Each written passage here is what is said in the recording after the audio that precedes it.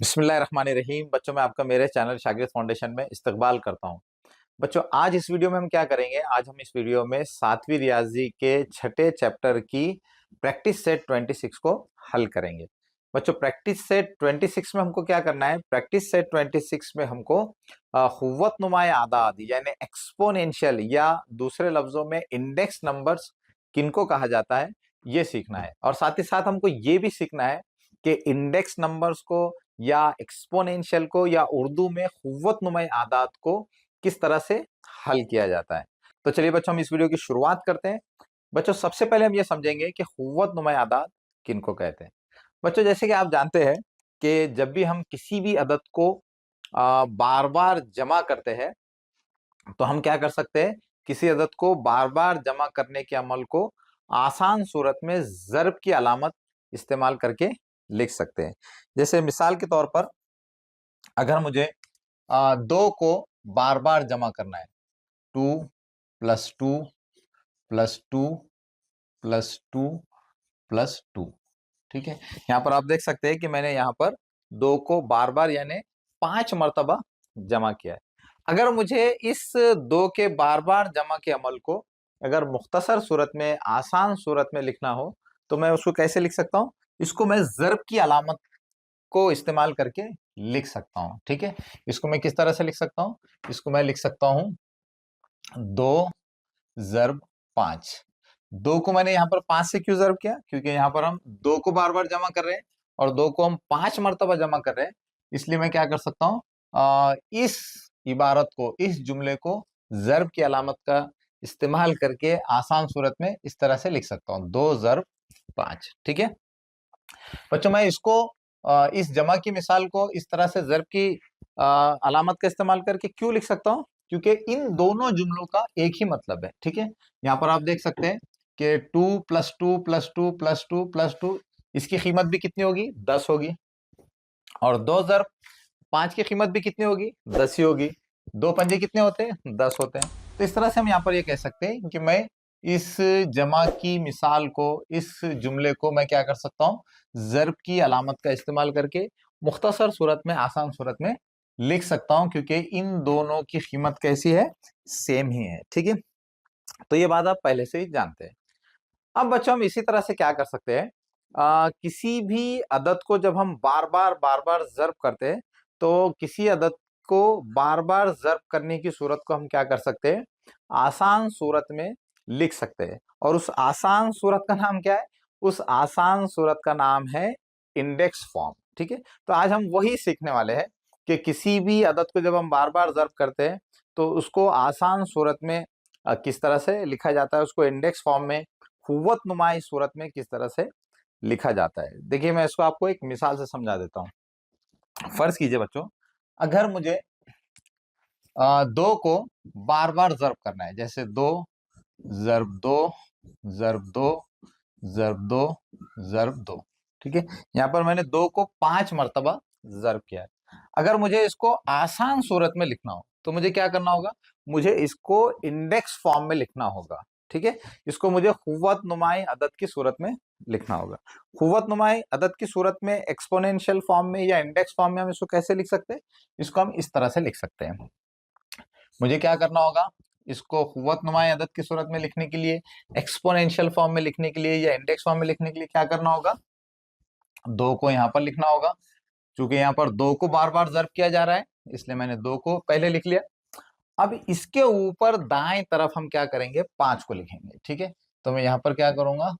इस 2 के ऊपर दाएं तरफ एक छोटा सा 5 लिख लूंगा, ठीक है। तो इस तरह से हम क्या कर सकते हैं?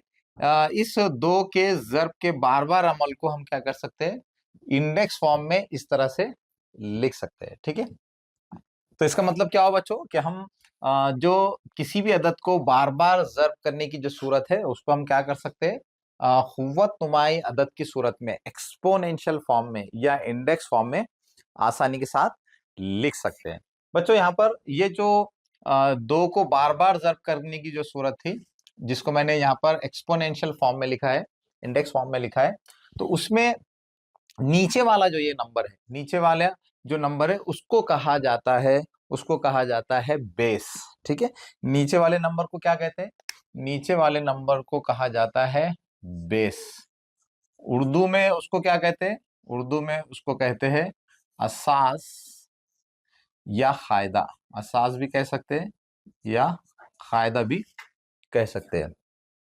इसी तरह से इस असास के ऊपर, बेस के ऊपर राइट साइड में जो छोटा सा नंबर नजर आ रहा है उसको कहा जाता है, इसके तीन नाम है। ठीक है, इसके तीन कौन कौन से नाम है? इसको हम पावर भी कह सकते हैं, इसको हम एक्सपोनेंट भी कह सकते हैं, एक्सपोनेंट, और इसको इंडेक्स भी कह सकते हैं, इंडेक्स। और उर्दू में इसको क्या कहते हैं? उर्दू में इसको कहा जाता है कुव्वत नुमा, कुव्वत नुमा। ठीक है, तो किसी भी कुव्वत नुमा अदद एक्सपोनेंशियल फॉर्म में जिस नंबर को लिखा जाता है उसके दो अज्जा है, उसके दो हिस्से हैं। एक है नीचे वाला हिस्सा जिसको हम कहते हैं बेस, उर्दू में असास या कायदा, और ऊपर एक हिस्सा है जिसका नाम पावर या एक्सपोनेंट या इंडेक्स या उर्दू में कुव्वत नुमा। तो इस तरह से किसी भी कुव्वत नुमा अदद के ये दो हिस्से होते हैं। ठीक है बच्चों, बेस का क्या मतलब होता है? बेस का मतलब होता है जिस नंबर को हम बार बार मल्टीप्लाई करने वाले हैं उसको कहा जाता है base. Base is nothing but the number which is being multiplied again and again. वो नंबर जिसको हम बार बार जर्ब करने वाले हैं उसको क्या कहा जाता है? बेस कहा जाता है। और बच्चों, पावर किसको कहते हैं? पावर यानी वो नंबर जिससे हमको ये पता चलता है कि बेस को कितने मर्तबा मल्टीप्लाई करना है। यहाँ पर पावर क्या है? पावर यहाँ पर है 5। तो 5 से क्या पता चलेगा? 5 से पता चलेगा कि बेस को, यानी इस मिसाल में 2 को 5 मर्तबा मल्टीप्लाई करना है। So power is nothing but a number which is written above the base to the right of the base, which indicates how many times base is to be multiplied। यानी पावर वो number होता है जो base के ऊपर right side में लिखा जाता है और जिससे ये पता चलता है कि बेस को यानी कायदे को कितनी मर्तबा मल्टीप्लाई करना है। तो ये है बच्चों खुव्वत नुमाई अदद। हमने खुव्वत नुमाई अदद क्या होता है और उसकी अहमियत क्या है और खुव्वत नुमाई अदद के कितने हिस्से हैं, उनके क्या नाम है और उनके क्या माना है, इसको डिटेल में समझ लिया है। तो बच्चों, अभी तक हमने इस वीडियो में क्या समझ लिया? हमने ये समझ लिया कि किसी भी अदद की बार बार ज़र्ब की सूरत को आसान सूरत में लिखने के लिए हम क्या कर सकते हैं? उसको एक्सपोनेंशियल फॉर्म में या इंडेक्स फॉर्म में या उर्दू में खुव्वत नुमाई अदद की सूरत में लिख सकते हैं। तो इसका मतलब क्या हुआ बच्चों? इसका मतलब ये हुआ कि हम किसी भी अदद की बार बार ज़र्ब की सूरत को या ज़र्ब को हम क्या कर सकते हैं? दो सूरतों में लिख सकते हैं। एक, हम ज़र्ब की अलामत का इस्तेमाल करके किसी भी अदद की बार बार ज़र्ब को लिख सकते हैं। इसी तरह से हम उसको क्या कर सकते हैं? खुव्वत नुमाई अदद की सूरत में एक्सपोनेंशियल फॉर्म में या इंडेक्स फॉर्म में या खुव्वत नुमाई अदद की सूरत में भी लिख सकते हैं। तो ज़र्ब की दो सूरतें हुई। ज़र्ब की पहली सूरत यह है कि हम ज़र्ब की अलामत का इस्तेमाल करके ज़र्ब को लिखें, और दूसरी आसान सूरत है एक्सपोनेंशियल फॉर्म, इंडेक्स फॉर्म या खुव्वत नुमाई अदद की सूरत। तो इस तरह से हमने ज़र्ब की दो सूरतों को डिटेल में समझ लिया है। अब बच्चों, आगे बढ़ते हुए हम ये देखेंगे कि किसी भी इंडेक्स नंबर या एक्सपोनेंशियल या खुव्वत नुमाई अदद की वैल्यू यानी कीमत किसको कहा जाता है? बच्चों, the value of any index number और exponential is nothing but the result of multiplying the base as many times as the power is called the value of index number।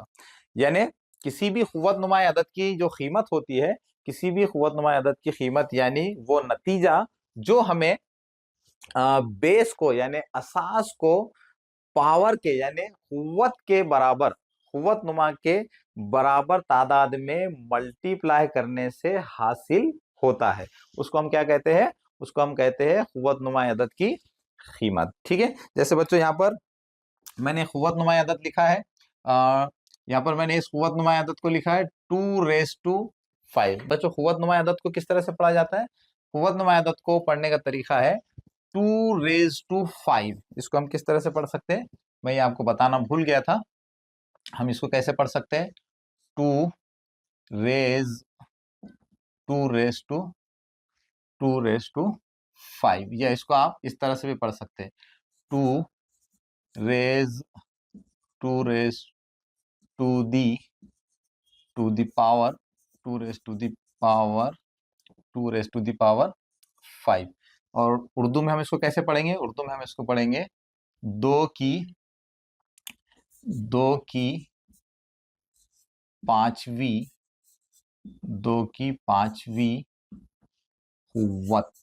Urdu में हम इसको कैसे पढ़ेंगे, दो की पांचवी कुव्वत। ठीक है, तो बच्चों मैं आपको ये बता रहा था कि कुव्वतनुमा अदद की कीमत मालूम करने के लिए हम क्या करते हैं, बेस को कुव्वतनुमा की बराबर तादाद से ज़र्ब कर देते हैं। जैसे यहाँ पर बेस क्या है, 2 है, और उसकी कुव्वत क्या है, उसका पावर क्या है, 5 है। तो हम क्या करेंगे, इसकी कीमत मालूम करने के लिए बेस को कुव्वतनुमा के बराबर यानी 5 मरतबा उसको ज़र्ब कर देंगे। ठीक है, तो इसकी कीमत मालूम करने के लिए मुझे क्या करना होगा, बेस को यानी यहाँ पर 2 को 5 मरतबा मल्टीप्लाई करना होगा।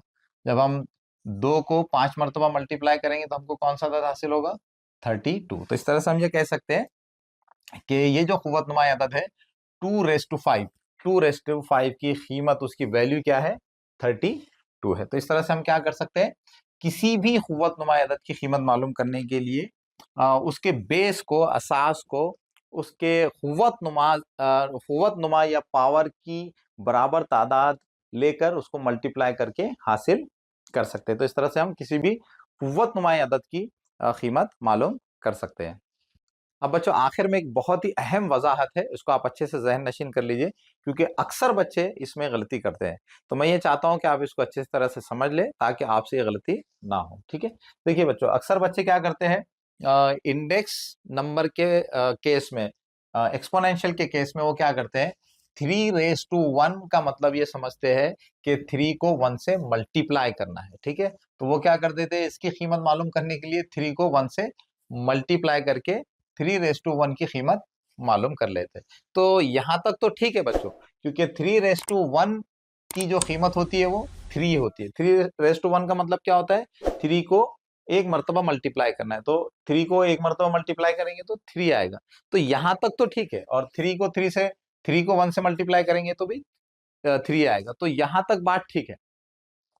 लेकिन जब बारी आती है एक से बड़े पावर की, तो यहां से जो है तो गलती शुरू होती है। जैसे 3⁻2 का क्या मतलब होगा, 3⁻2 का मतलब ये नहीं होगा कि 3 को 2 से मल्टीप्लाई करना होगा, क्योंकि 3 को 2 से मल्टीप्लाई करेंगे तो क्या हासिल होगा, 6 हासिल होगा। यहाँ आप देख सकते हैं 3 2 6 होते हैं।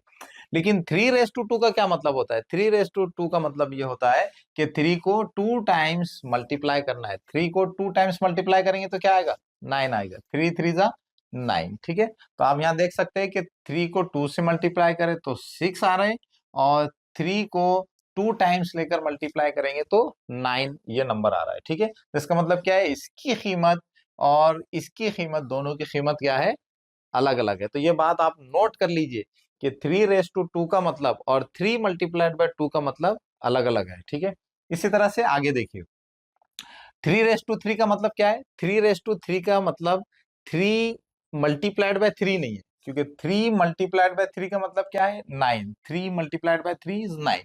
और 3⁻3 का मतलब क्या है, 3⁻3 का मतलब है 3 को 3 टाइम्स मल्टीप्लाई करना है। 3 × 3 × 3 3 3 जा 9, 9 3 जा 27। तो 3⁻3 का मतलब है 27, यानी इसकी कीमत 27 है, और 3 × 3 की कीमत है 9। तो इससे आप समझ सकते हैं कि दोनों की कीमत अलग अलग है, दोनों में बहुत फर्क है। ठीक है, इसी तरह से एक और मिसाल देख लीजिए। 3⁻4 का क्या मतलब है, 3⁻4 का मतलब है 3 को 4 टाइम्स मल्टीप्लाई करना है। 3⁻4 का मतलब 3 × 4 नहीं है, क्योंकि यहाँ आप देख सकते हैं कि 3⁻4 का मतलब है 3 को 4 टाइम्स मल्टीप्लाई करना है। 3 को 4 टाइम्स मल्टीप्लाई करेंगे तो 81 आएंगे।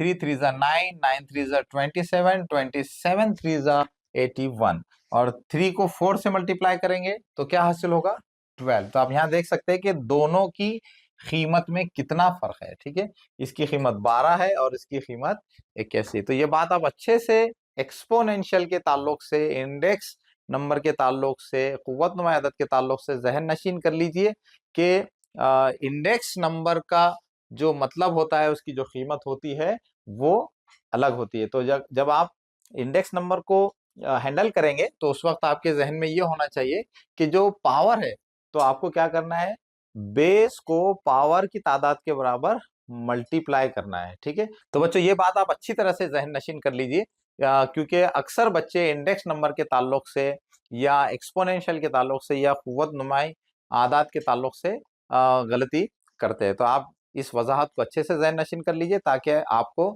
आगे किसी भी परेशानी का सामना ना करना पड़े। तो बच्चों अभी तक हमने इंडेक्स नंबर क्या होता है, इंडेक्स नंबर की अहमियत क्या है, इंडेक्स नंबर के हिस्से कितने होते हैं, उनके नाम क्या है, इंडेक्स नंबर की कीमत किस तरह से मालूम की जाती है, उसकी वैल्यू किस तरह से मालूम की जाती है, इसको बहुत डिटेल में समझ लिया है। अगर बच्चों आपने इस मालूमात को अपने जहन में रखा तो आप बहुत आसानी से इस पूरे सबक को, इस पूरे चैप्टर को बहुत आसानी से हल कर सकते हैं। तो चलिए अब हम शुरुआत करते हैं और सबसे पहले हम प्रैक्टिस सेट 26 का जो पहला क्वेश्चन है उसको हल कर लेते हैं। बच्चों प्रैक्टिस सेट 26 का पहला क्वेश्चन क्या कह रहा है, पहला क्वेश्चन ये कह रहा है कि कंप्लीट द फॉलोइंग टेबल। हमको इसको टेबल को कंप्लीट करना है। इस टेबल में हमको क्या कंप्लीट करना है, इस टेबल में हमको कुछ कुव्वत नुमाई आदाद, कुछ एक्सपोनेंशियल, कुछ इंडेक्स नंबर दिए गए हैं। हमको क्या करना है, उन इंडेक्स नंबर्स में बेस मालूम करना है, इंडेक्स मालूम करना है यानी पावर मालूम करना है, और उनका मल्टीप्लिकेशन फॉर्म ज़रबी सूरत मालूम करना है और उनकी वैल्यू यानी कीमत मालूम करना है। ठीक है, तो चलिए अब हम एक एक कुव्वत नुमाए अदद की वैल्यू और उसमें इंडेक्स, उसमें पावर, ऐसे ही उसका बेस, मल्टीप्लिकेशन फॉर्म और उसकी वैल्यू मालूम कर लेते हैं। ठीक है, देखिए बच्चों पहला जो सब क्वेश्चन है इसमें टेबल में वो क्या है, उसमें हमको एक कुव्वत नुमाई अदद दिया गया है 3⁴, 3 की चौथी कुव्वत। हमको यहाँ पर इस पहले कुव्वत नुमाए अदद का बेस भी दिया गया है, इंडेक्स भी दिया गया है, मल्टीप्लिकेशन फॉर्म भी दिया गया है और उसकी वैल्यू भी दी गई। इसको देखकर हमको क्या करना है, बाकी 4 सब क्वेश्चंस को कंप्लीट करना है। ठीक है, देखिए बच्चों यहाँ पर ये जो इंडेक्स नंबर है इसका बेस क्या है, 3 है। बेस किसको कहते हैं बच्चों, बेस यानी कुव्वत नुमाए आदाद में, कुव्वत नुमाए अदद में नीचे वाला अदद। यहाँ पर आप देख सकते हैं नीचे कौन सा अदद है, 3 है, तो ये उसका बेस हो गया। और पावर या इंडेक्स किसको कहते हैं, कुव्वत नुमाए अदद में बेस के ऊपर राइट साइड में लिखा हुआ छोटा अदद। तो यहाँ पर बेस के ऊपर राइट साइड में ऊपर कौन सा अदद लिखा गया है, 4, तो ये बन गया इसका इंडेक्स, या इसको पावर भी कहते हैं, एक्सपोनेंट भी कहते हैं और उर्दू में इसको कुव्वत नुमा कहते हैं। ठीक है, तो यहाँ पर इंडेक्स क्या हो गया, 4 हो गया। अब इसका मल्टीप्लिकेशन फॉर्म, ज़रबी सूरत क्या है, यहाँ पर 3 का पावर क्या है, 4 है। तो इसका मतलब क्या है, 3 का पावर 4 है, यानी हमको बेस को पावर की तादाद के बराबर यानी 4 मरतबा क्या करना होगा, मल्टीप्लाई करना होगा। तो यहाँ पर आप देख सकते हैं कि बेस को 4 मरतबा मल्टीप्लाई किया गया है, 3 multiplied by 3 multiplied by 3 multiplied by 3। ठीक है, और आखिर में उसको क्या दिया गया है, कुव्वत नुमाए अदद की कीमत यहाँ पर दी गई है 81। बच्चों किसी भी कुव्वत नुमाए अदद exponential index form, index number की कीमत किस तरह से मालूम की जाती है, उसके बेस को उसके पावर की तादाद के बराबर मल्टीप्लाई करके उसकी कीमत मालूम की जाती है। Value of any index number और exponential can be obtained by multiplying the base as many times as the power of that index number. तो यहाँ पर इस इंडेक्स नंबर का पावर क्या है, 4 है, तो उसको 4 मरतबा बेस को मल्टीप्लाई करके ये 81, 81 ये नंबर हासिल किया गया है। यहाँ पर आप देख सकते हैं 3 3 जा 9, 9 3 जा 27, 27 3 जा 81। तो इस तरह से ये उसकी कीमत आ गई। अब बच्चों हमको क्या करना है, दूसरे सब क्वेश्चन में बेस भी मालूम करना है, इंडेक्स भी मालूम करना है, मल्टीप्लिकेशन फॉर्म भी मालूम करना है और वैल्यू भी मालूम करना है। ठीक है, देखिए यहाँ पर कुव्वत नुमा अदद कौन सा दिया गया है, 16⁻²। 3। 16 रेस टू 3 में बेस क्या है? बेस है नीचे वाला नंबर यानी 16। तो यहाँ पर हम क्या करेंगे, बेस को यहाँ लिख देंगे, ये आ गया 16। ठीक है, और इसका इंडेक्स क्या है, इसका पावर या एक्सपोनेंट क्या है? 3 है। तो यहाँ पर हम 3 को लिख लेंगे। अब इसका हमको क्या करना है, मल्टीप्लीकेशन फॉर्म लिखना है। तो हुव्वतनुमा अदद क्या है? 16 रेस टू 3। तो इसका मतलब क्या है, मल्टीप्लीकेशन फॉर्म लिखने के लिए हमको बेस को 3 मर्तबा मल्टीप्लाई करना होगा। तो यहाँ पर हम लिखेंगे 16 मल्टीप्लाइड बाय 16 मल्टीप्लाइड बाय 16। तो हमने इस एक्सपोनेंशियल का, इस इंडेक्स नंबर का मल्टीप्लिकेशन फॉर्म भी लिख लिया। अब हमको क्या करना है, उसकी वैल्यू मालूम करना है। तो हमको क्या करना होगा, यहाँ पर 16 को 3 मर्तबा मल्टीप्लाई करना होगा। 16 को 3 मर्तबा मल्टीप्लाई करेंगे तो कौन सा अदद हासिल होगा? यहाँ पर हासिल होगा 4096, 4096। बच्चों मैं यहाँ पर आपको 16 को 3 मर्तबा 3 टाइम्स मल्टीप्लाई करके नहीं बता रहा हूँ, क्योंकि इस वीडियो में इतनी गुंजाइश नहीं है। आप अपने तौर पर 16 को 3 मर्तबा मल्टीप्लाई करके इस बात की तस्दीक कर सकते हैं कि 16 को 3 टाइम्स मल्टीप्लाई करने से 4096 ये नंबर आ रहा है या नहीं है। ठीक है, तो इस तरह से हमने दूसरा जो सब क्वेश्चन था उसको भी हल कर लिया। बच्चों तीसरे सब क्वेश्चन को देखिए। तीसरे सब क्वेश्चन में हमको एक इंडेक्स नंबर जिसका बेस -8 है और जिसका इंडेक्स 2 है, ये हमको दिए गए, और हमको क्या मालूम करना है, हमको मालूम करना है कि वो इंडेक्स नंबर कौन सा है। इसी तरह से उसका मल्टीप्लिकेशन फॉर्म भी मालूम करना है और उसकी वैल्यू भी मालूम करना है। तो बेस क्या है बच्चों? बेस है -8। तो बेस का मतलब क्या होता है? बेस किसी भी इंडेक्स नंबर में नीचे होता है, और इंडेक्स कहाँ होता है? बेस के ऊपर राइट साइड में। तो यहाँ पर हम बेस और इंडेक्स की मदद से उस कुव्वतनुमा अदद को लिख सकते हैं। वो कुव्वतनुमा अदद क्या होगा? बेस होगा -8 और उसका पावर यानी इंडेक्स क्या होगा? 2। तो इस तरह से बेस और इंडेक्स की मदद से हमने यहाँ पर उस कुव्वतनुमा अदद को लिख लिया है। अब यहाँ पर क्या लिखना है? Multiplication form. मल्टीप्लीकेशन फॉर्म लिखने के लिए हमको क्या करना होगा? बेस को पावर की तादाद के बराबर मल्टीप्लाई करना होगा। यहाँ बेस है -8 और पावर है 2, तो हमको -8 को 2 मरतबा मल्टीप्लाई करना होगा। तो यहाँ पर हम लिखेंगे -8 मल्टीप्लाइड बाय -8। -8 को -8 से मल्टीप्लाई करेंगे तो कीमत क्या आएगी? 64। ठीक है, 8 को 8 से हमने मल्टीप्लाई किया तो 64 आ गए, और माइनस मल्टीप्लाई होकर क्या हो गए? प्लस हो गया। तो यहाँ पर प्लस का साइन ये लिखने की जरूरत नहीं, क्योंकि आप जानते हैं कि प्लस का साइन हम नंबर के साथ लिख भी सकते हैं और नहीं भी लिख सकते। तो इस तरह से तीसरा सब क्वेश्चन भी कंप्लीट हो गया। अब चौथे सब क्वेश्चन को देखिए। चौथे सब क्वेश्चन में हमको एक कुव्वतनुमा अदद का इंडेक्स दिया हुआ है, उसका मल्टीप्लिकेशन फॉर्म दिया हुआ है और उसकी वैल्यू भी दी हुई, और हमको मालूम क्या करना है? हमको उस कुव्वतनुमा अदद का बेस मालूम करना है और वो कुव्वतनुमा अदद भी मालूम करना है। बच्चों यहाँ पर आप देख सकते हैं कि इंडेक्स क्या है? 4 है। तो इसका मतलब क्या है? उस कुव्वतनुमा अदद में बेस के ऊपर कौन सा नंबर आएगा? 4 आएगा। अब बेस कौन सा होगा? बेस किसको कहते हैं बच्चों?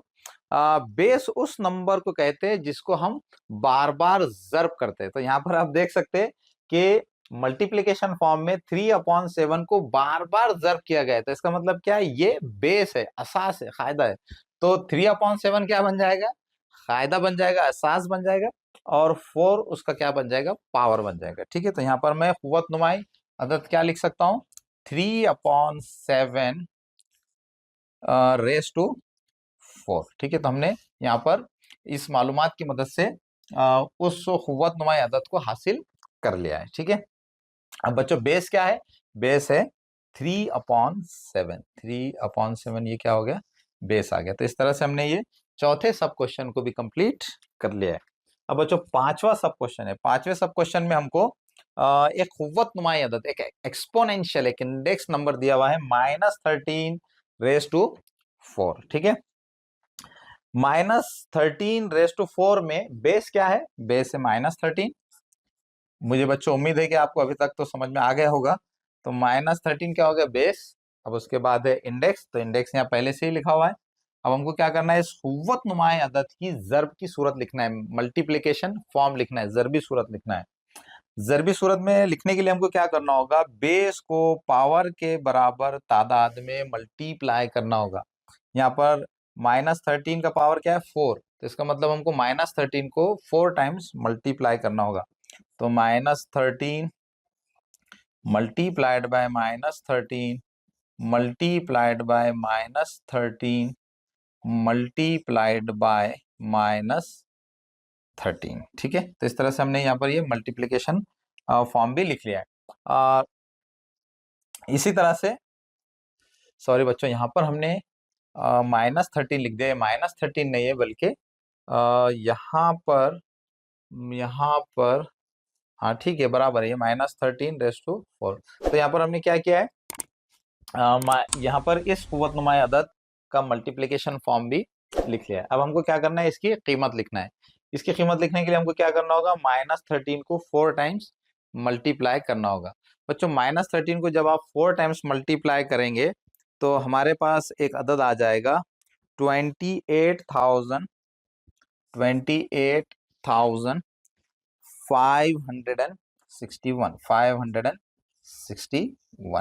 बच्चों। इनका मल्टीप्लिकेशन करने के लिए आप क्या कर सकते हैं, यहाँ पर इनकी जोड़ियां बनाकर आप इनको आसानी से मल्टीप्लाई कर सकते हैं। 13 और ये 13, इन दोनों को आप मल्टीप्लाई करेंगे तो -13 और -13 को आप मल्टीप्लाई करेंगे तो आपके पास एक नंबर आ जाएगा 169, और ये माइनस माइनस क्या हो जाएंगे, प्लस। ठीक है, ऐसे आप इन दोनों की जोड़ी बनाकर इनको मल्टीप्लाई कर दीजिए तो 13 13 क्या हो जाएंगे 169, और ये माइनस माइनस क्या हो जाएंगे, प्लस। अब इन दोनों को मल्टीप्लाई कर दीजिए, इन दोनों को आप मल्टीप्लाई कर देंगे तो आपके पास ये नंबर आ जाएगा 28,561, 28,561। तो इस तरह बच्चों हमने प्रैक्टिस सेट 26 में जो पहला क्वेश्चन है उसको कंप्लीट कर लिया। मुझे पूरी उम्मीद है कि आपको प्रैक्टिस सेट 26 का ये पहला क्वेश्चन बहुत अच्छी तरह से समझ में आ गया होगा।